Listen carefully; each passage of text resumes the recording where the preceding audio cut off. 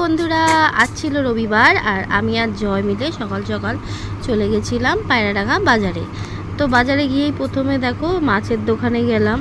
তো এই দোকানে ভাবলাম এই চিংড়িগুলো নেব, কিন্তু চিংড়িগুলো এত জল দেওয়া একদমই দেখে পছন্দ হলো না। তো চিংড়িগুলো কিন্তু আলটিমেটলি নিলাম না।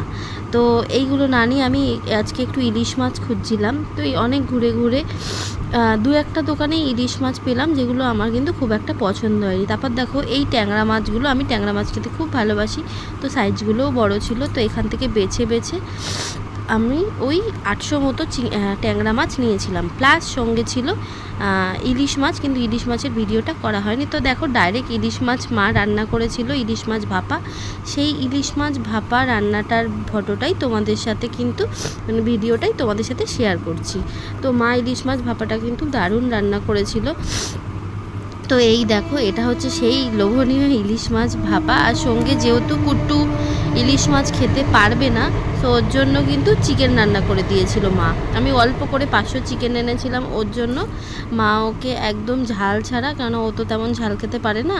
তো এই দেখো যেহেতু বাচ্চার চিকেন, অল্প তেল মশলা দিয়ে আর কাঁচা লঙ্কা চিড়ে কুট্টুর জন্য মা এই চিকেনের ঝোলটা করে দিয়েছিল। সাথে ছিল আজকে লাল শাক ভাজা, ট্যাংরা মাছের ঝাল, আর কিন্তু ছিল চাটনি।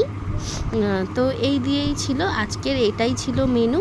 তো এই লাস্ট ভিডিওগুলো কিন্তু জয় তুলেছে। ও দেখো মাকে একটু হেল্প করছিল, এই যে শাক ভাজাটাও নেড়ে নেড়ে দিচ্ছিল। আর আজকের পুরো রান্নাটাই কিন্তু মা করেছে, আমি কিন্তু আজকে কোনো রান্নাই করিনি।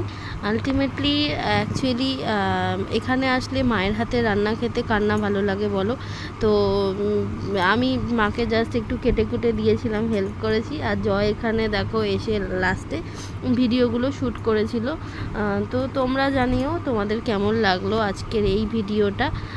সো সবাইকে বলছি টাটা বাই বাই, সবাই ভালো থেকো, সুস্থ থেকো, এবং আমার চ্যানেলটাকে একটু সাবস্ক্রাইব করে দিও।